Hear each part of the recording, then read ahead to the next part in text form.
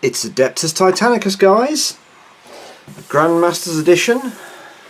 I've got it slightly early. Let's have a look. So we have some beautiful box art. The Horus Heresy, set in the Warhammer 40,000 universe. Let's have a look at the back. We've got all the rule stuff. We've got 2 Warlord Titans, 6 Knights, buildings, weapons cards, dice, command terminals. Let's start opening her up. So, some of you watching may remember the 1988 Titan Legions game that developed into Epic, which I started playing with Space Marine 2nd Edition in 1991 when that came out, and I loved it. I played Titan Legions a bit when that came out, but I was a poor little kid and could not afford to deploy big hordes of Titans. So this game is Titans and Knights. So let's get this box open and have a look at what we've got. We have blue templates in a that's quite nice blue. Put those to one side. We have buildings. We have four little sprues,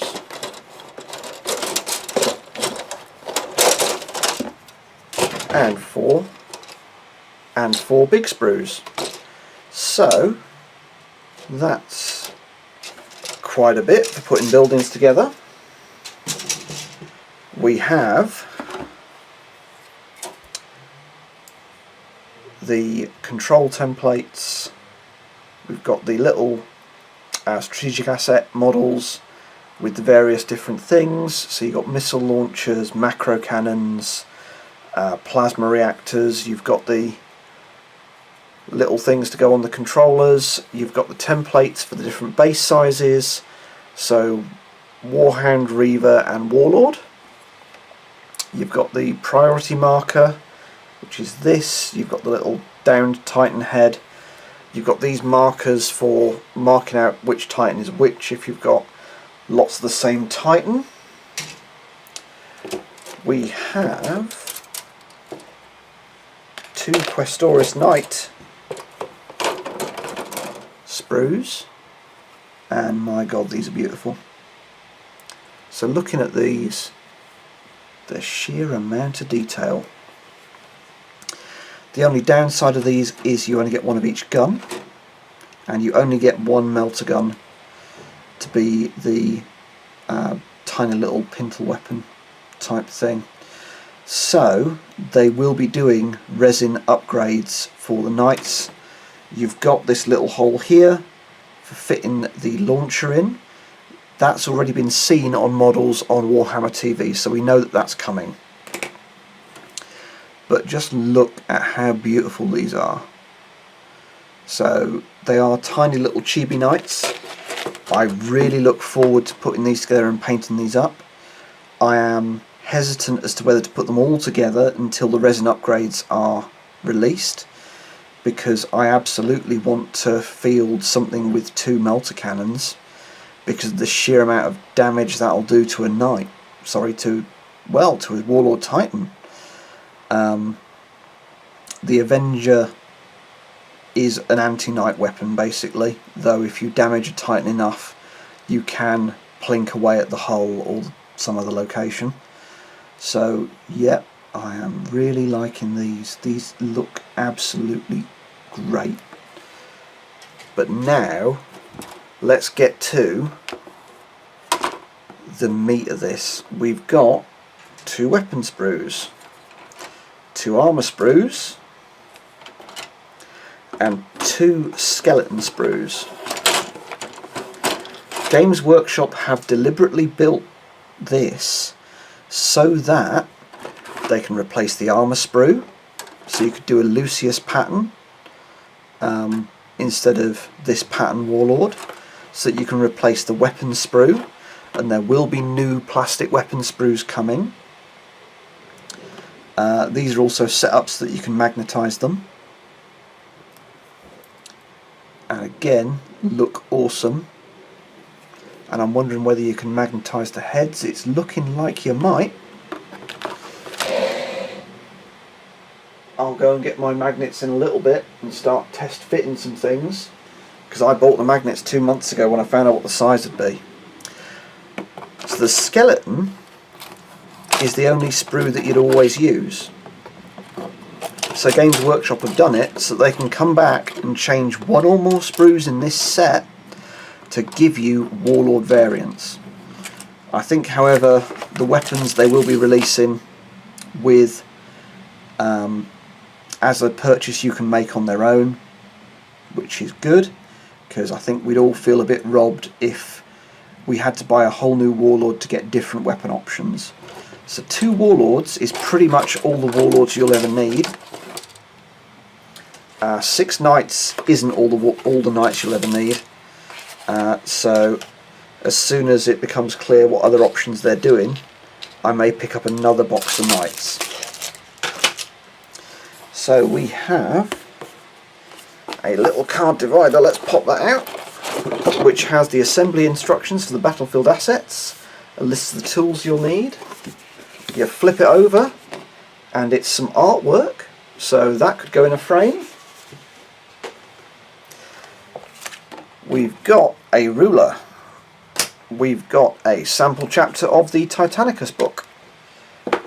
We've got some cards. We've got instructions for how to build everything, so we will come back to those because I'll be doing videos showing how you build everything. We've got custom dice, and the dice have in the 6 the Titan Legion symbol, so we've got a fair few of those, and we've got the react dice, and we've got a couple of D10s, and we've got a location dice for firing guns at Titans when their shields are down. You may well remember that from Titan Legions and Space Marine. I certainly do. We've got some transfers, so hopefully we've got another transfer sheet knocking around. Otherwise I'll feel a bit upset that I've only got 1 Warlord. No, 2 Warlord sheets and 2 Knight sheets. So you've got enough to do all the Knights and all the Warlords from the same houses and the same Legios, which is great, because I'm going to be putting them together as the core of a 2,000 point army. We've got the weapons cards for all the Titan types. We've got a quick play sheet. We have another quick play sheet, so 1 for each player. Let's see if I can get that out. We have this very nice rulebook, which is Forge World level way it's put together. We've got some lovely Forge World style art. We've got example mana pools. We've got 3 ways to play. We've got narrative play. We've got some historical scenarios. We've got some great stuff. I'm going to give this a real good read and come back and have a look at it. Yeah, and you've got art. You've got really nice art. You've got really nice Horus Heresy Black Book style art. So this is really good as well. And you've got the Titan control panels, so 2 for each type of Titan and 2 for the Knights. And this is the stratagem deck. But yeah, so I'm very much impressed with the components. I particularly like these little miniature Knights. I'm going to love putting these together. I'm going to love painting them. think £20 for 3 is a bit pricey, but I don't really plan on paying £20 for 3. I'll get them as at a discount, or I'll get them as part of sets. But looking at them, they've kept so much of the detail from the knights on a model that they have shrunk massively in terms of scale. So the Warlord is the size of a pretty big dreadnought. It's a little smaller than a current 40k knight, but these knights are probably about the size of a Terminator. So I love how they look. I love the idea of having a little banner of knights running around trying to get behind Titans and try and stab them to death. And in all the battle reports I've seen, players have tried that. I'm impressed with all of the components. They've all been done really well. I was looking forward to this when we first knew it was coming back in 2017. I'm one of the people who was in the email campaign to make it plastic. I don't know how much of what happened was down to people pushing GW to do it and how much was down to internal GW push to do this, but it's great that this is in plastic. It gives it real legs. I know a lot of people didn't get the Grandmaster edition, and there's some complaints regarding that. As far as I know, GW are reprinting it for early next year. However, unless you want to run a maniple with 2 Warlords, you are probably better off getting things separately. The rules bundle is £35, the Warlords are £65, so instead of spending £175, you can spend £100, depending on the discounts you get, to get everything you need to start. A Warlord is going to be 550 points odd. To be fair, probably more like 600 with the weapons it's got to start. That is getting close to having enough for a skirmish. A Warlord and a banner of knights is enough to play a 750 point game. If you want to add to that, Reavers and Warhounds will be out next month and the month after, and they really give you some flexibility. I'm also looking forward to what gets done with the knights. We know there's resin upgrades coming for the knights, we know there's plastic upgrades coming for the Warlords, we know that there's a whole bunch of stuff in here. So the Titan Power Claw, for example, is not on the sprue. The sprue is the Apocalypse launchers and 2 volcano cannons. So there's a whole bunch of stuff coming out to upgrade and change your Warlords. And the Warlords, as configured in the box, are Titan killers. So you knock down the shields with the Apocalypse launcher, and then you give them 2 volcano cannons in the face, because they'll punch through whatever armour the Warlord is deploying. But when the upgrade sprue comes out and you've got some variation in terms of the weapons, you can go for a more balanced set of guns. You can have a volcano cannon replaced by a mega gatling, or a power claw, or a plasma gun, or something else to give you a bit more variation in what you can do.